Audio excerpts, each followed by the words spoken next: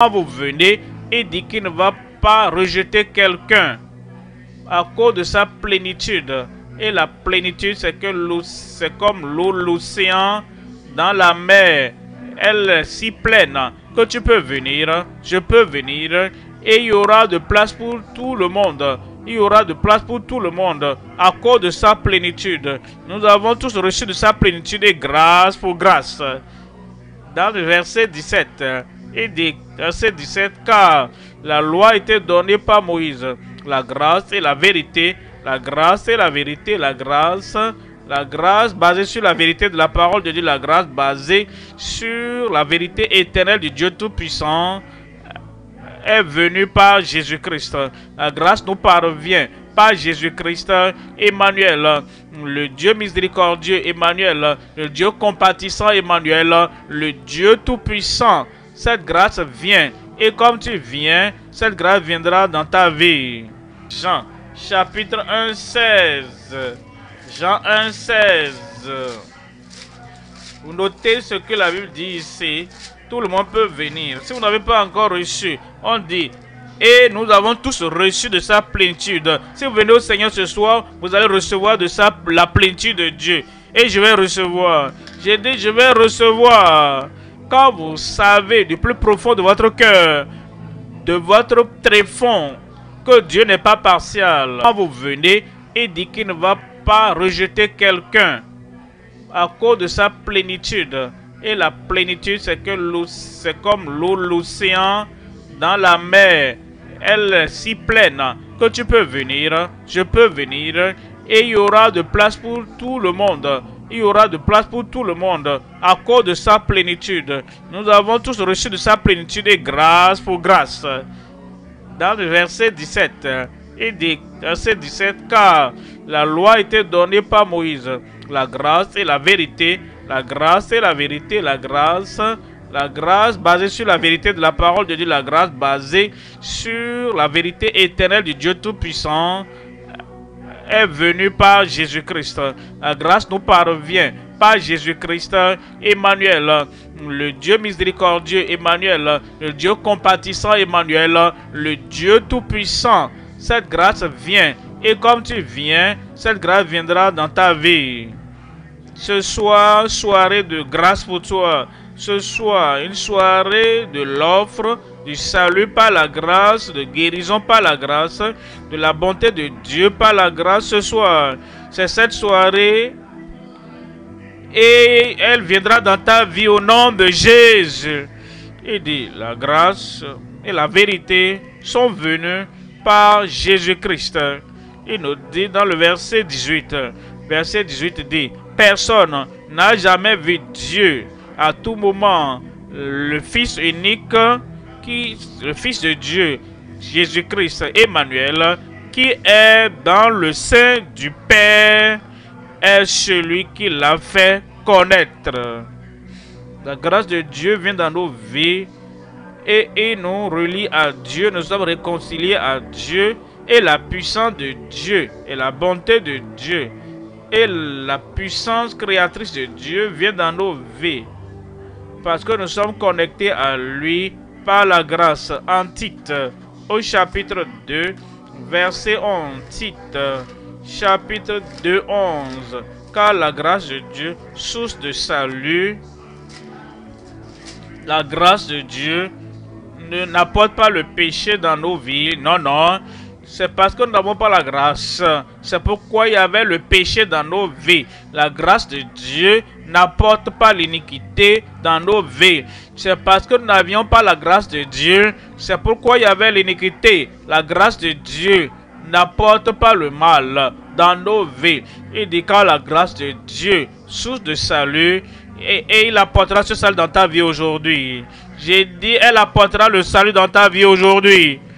Parce que chaque fois que la grâce de Dieu vient, partout la grâce de Dieu vient, elle apporte le salut, elle apporte la transformation, elle apporte une nouvelle vie, elle apporte la conversion à cette vie. Ce soir, c'est ta soirée. Ce soir, c'est ma soirée. La grâce de Dieu, source de salut pour tous les hommes a été manifestée. Vous voyez cela? Elle a été manifestée à tous les hommes. Tu n'es pas exclu, à moins que tu ne t'exclues toi-même.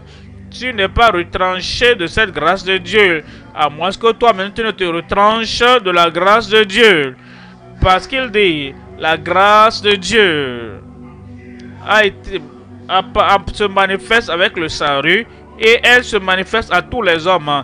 Verset 12. Verset 12, elle nous enseigne à renoncer à l'impiété et au convoitisme mondain.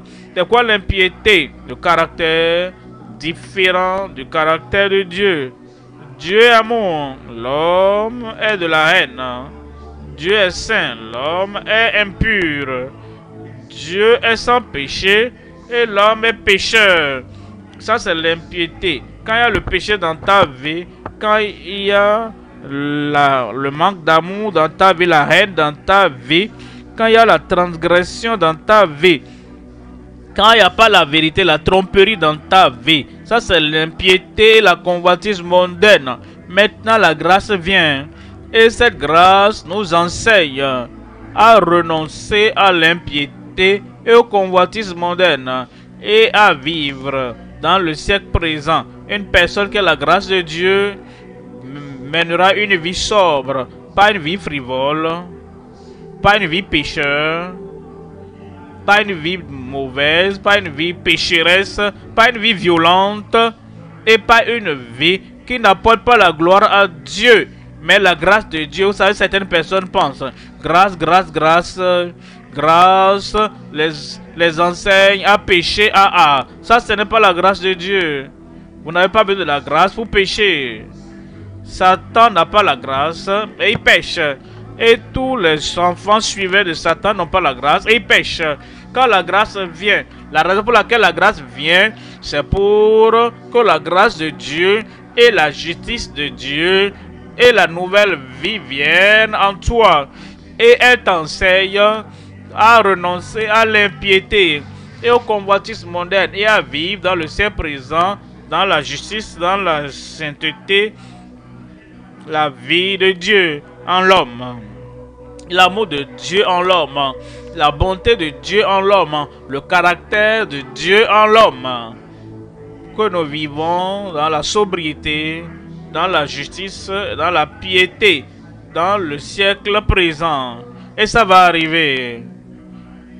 Ta vie, ça va arriver. Tes voisins vont te regarder et ils sauront qu'un changement défini, qu'une transformation a eu lieu dans ta vie. Et tes amis vont te regarder. Et tes partenaires de péché, on faisait ça ensemble. Oh, on le faisait ensemble. Maintenant, ils disent, qu'est-ce qui t'est arrivé? Tu n'es plus impie, tu es pieux maintenant. Tu n'es plus injuste, tu es juste. Et tu n'es plus frivole, tu es sobre. Tu diras, c'est la grâce de Dieu. Ah, c'est quoi la grâce de Dieu? C'est la grâce de Dieu.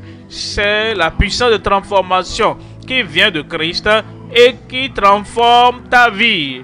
Il est important de comprendre que la ressemblance avec des grandes personnalités ne se limite pas à l'apparence physique, mais aussi à la manière dont on mène sa vie et ses actions. Voici quelques principes généraux qui peuvent t'aider à s'inspirer des grandes personnalités, accompagnés de versets bibliques correspondants. Développer le caractère et la sagesse. Cherchez à cultiver des qualités telles que l'intégrité, la patience et la sagesse. Proverbe 16 verset 32. Celui qui est lent à la colère vaut mieux qu'un héros, et celui qui domine son esprit vaut mieux que celui qui prend des villes. Poursuivre la connaissance et l'apprentissage continu. Être toujours ouvert à apprendre et à grandir intellectuellement et spirituellement. Proverbe 1 verset 5. Que le sage écoute et augmente son savoir, et que l'homme intelligent acquiert de l'intelligence. Avoir une vision claire et des objectifs ambitieux. Développer une vision claire de ce que l'on veut accomplir dans la vie et travailler de manière persévérante pour y parvenir. Proverbe 29 verset 18. Quand il n'y a pas de vision, le peuple est sans frein, mais bienheureux est celui qui garde la loi. Merci pasteur. Que Dieu vous encourage.